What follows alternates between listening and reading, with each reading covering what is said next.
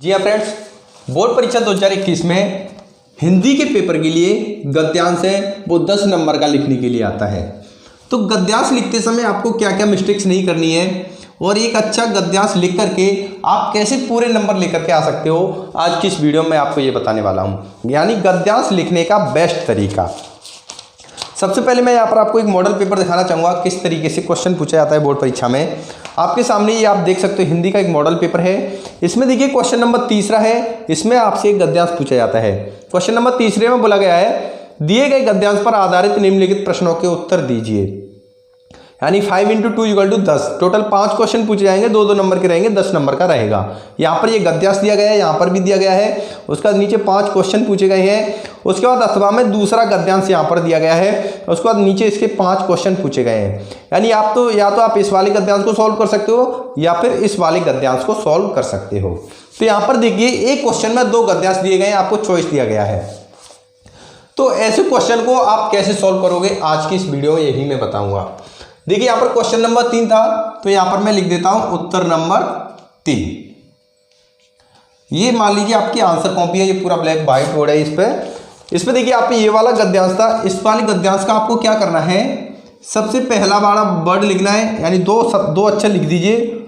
मगर उदास होना बेकार है, तो मैंने लिख दिया मगर उदास। ठीक है। उसके बाद क्या करना है, आपको इस तरीके से डैश लगा देना है। उसके बाद लास्ट वाले 2 शब्द लिख देना है।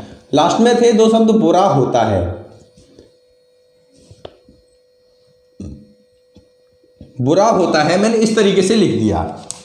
अब यहां पर इसको लिखने का फायदा क्या है, देखिए इस वाले क्वेश्चन पेपर में 2 गद्यांश दिए गए।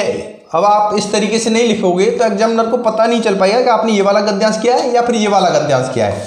इसीलिए सबसे पहले आपको ये लिखना बेहद जरूरी है। उसके बाद आप क्वेश्चन सॉल्व करोगे। इसका देखिए क, ये वाला क्वेश्चन है। इसके बाद इसमें पूछा गया है, जल का प्रवाह से क्या तात्पर्य है।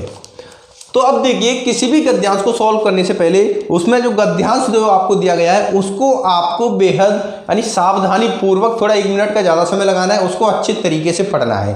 क्यों? क्योंकि सारे प्रश्नों के उत्तर हैं वो उसी गद्यांश में दिए हुए रहते हैं। अगर आप ध्यानपूर्वक पढ़ोगे तो आपके सारे के सारे आंसर इसी गद्यांश में मिल जाएंगे। गद्यांश लिखते समय देखिए 5 क्वेश्चन टोटल पूछे गए हैं, 2-2 नंबर का एक क्वेश्चन है। 10 नंबर यहाँ से बनते हैं आपके हिंदी के पेपर में। यानी 100 नंबर का क्वेश्चन है पेपर है, तो उसमें 10 नंबर का आपका सिर्फ एक ये गद्यांश रहेगा। और ऐसा एक गद्यांश ये तो गद्य से लिया गया है, ऐसा ही एक पद्यांश लिया जाएगा, वो पद्य से लिया जाएगा। और ऐसा ही एक संस्कृत का श्लोक या संस्कृत का भी एक पैराग्राफ लिया जा सकता है। टोटल 3 पैराग्राफ इस तरीके से रहते हैं। 10 नंबर का ये होता है, 10 नंबर का पद्यांश का होता है और 7 नंबर का संस्कृत का होता है। तो कुल मिलाकर के 27 नंबर इस वाले टॉपिक के रहते हैं आपके हिंदी के पेपर में। तो जैसे आप गद्यांश को सॉल्व करोगे वैसे ही आपको पद्यांश को सॉल्व करना है, वैसे ही संस्कृत वाले पैराग्राफ को सॉल्व करना है। यानी पहली लाइन आपको ये वाली जरूर लिखनी है, क्योंकि तीनों में चॉइस दी जाती है, तीनों में आपसे अथवा में एक क्वेश्चन और दे दिया जाता है। इसके बाद देखिए इसमें पूछा गया है, पाठ का शीर्षक और उसके लेखक का नाम लिखिए। यानी क्वेश्चन नंबर 6 में पूछा गया है, पाठ का शीर्षक और लेखक का नाम। पाठ के शीर्षक में आप क्या कर सकते हो, ये जो पैराग्राफ लिया गया है उसके चैप्टर का नाम लिख सकते हो। जैसे सपोज मान लो पाठ का नाम है मित्रता, तो आपको मित्रता लिखने के बाद इन्वर्टेड कॉमा में इसको बंद कर देना है, या फिर इसको आप नीचे अंडरलाइन भी कर सकते हो। और इसके लेखक का नाम लिख रहे हो आप, तो लेखक का नाम है जैसे मान लीजिए रामचंद्र शुक्ल, तो मैं यहाँ पर नीचे लिख देता हूँ आचार्य रामचंद्र शुक्ल। तो इस तरीके से या तो मैं इसको अंडरलाइन कर दूंगा या कॉमा इन्वर्टेड कॉमा में इसको बंद कर दूंगा। यहाँ पर विशेष ध्यान रखिए, पाठ का नाम और लेखक का नाम इन दोनों को लिखने में जरा सी भी मिस्टेक नहीं होनी चाहिए। अगर आपने रामचंद्र की जगह रामचंद भी लिख दिया ना, तो यहाँ पर इसका जो 1 नंबर है वो आपको नहीं दिया जाएगा। पाठ का नाम और उसके राइटर का नाम एकदम बिल्कुल करेक्ट सही आपको लिखना है किसी भी गद्यांश या पद्यांश को सॉल्व करते समय। नेक्स्ट टॉपिक आपको क्या ध्यान रखना है, जैसे ये तो गद्यांश दिया गया है, इसी तरीके से अगर कहीं पर पद्यांश दिया जाएगा तो उसमें आप क्या करोगे। देखिए गद्यांश में जो लिखने वाला होता है उसको बोलते हैं हम लेखक। क्या बोलते हैं? लेखक। अगर यहीं पर पद्यांश कोई लिखेगा तो उसे बोलते हैं हम कवि। इस बात का विशेष ध्यान रखना, अगर आप पद्यांश में किसी का राइटर का नाम लिख रहे हैं तो वहाँ पर लिखना है कि इसके कवि का नाम ये है। पद्यांश में आपको लेखक नहीं लिखना है। अगर आप गद्यांश लिख रहे हो तो गद्यांश में लिखना है कि इसके लेखक का नाम रामचंद्र शुक्ल है, यानी इसके कवि का नाम रामचंद्र शुक्ल। इस तरीके की भी गलती आपको बिल्कुल नहीं करनी है। ये वेरी वेरी मोस्ट इंपॉर्टेंट गलती है। कभी कभी छात्र उनको पता नहीं रहता है, वो ये वाली गलती कर देते हैं।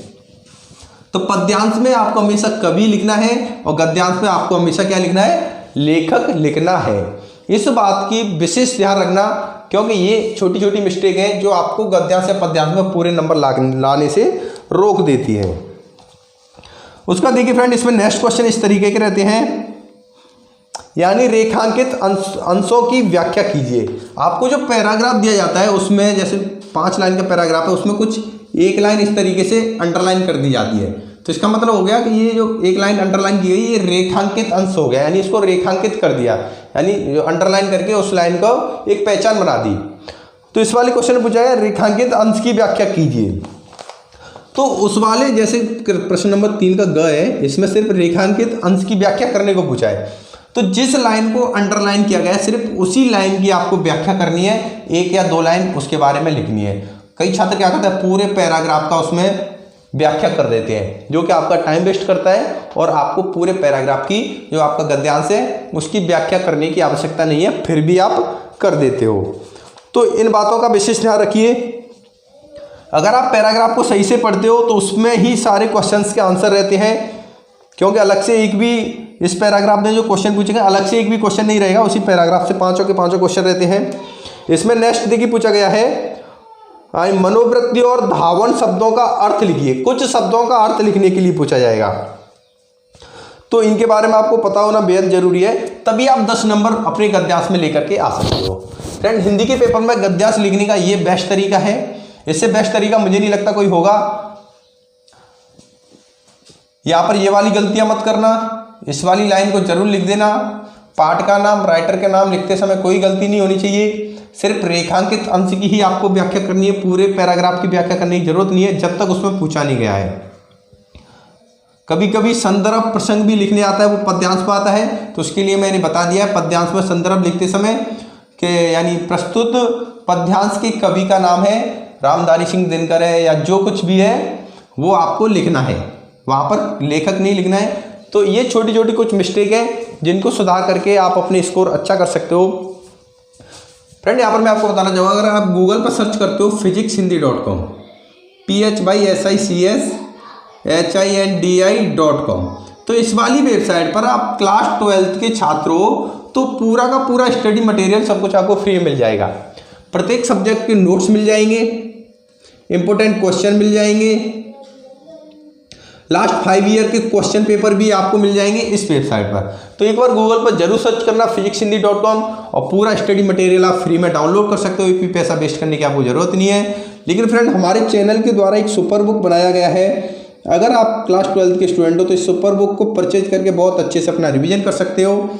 ये बुक आपको मात्र 300 रुपये में व्हाट्सएप पर PDF फॉर्मेट में प्रोवाइड करा दिया जाएगा। इसके लिए वीडियो की डिस्क्रिप्शन में नंबर दिया गया है, उस पर आप कांटेक्ट करके ये बुक प्राप्त कर सकते हो।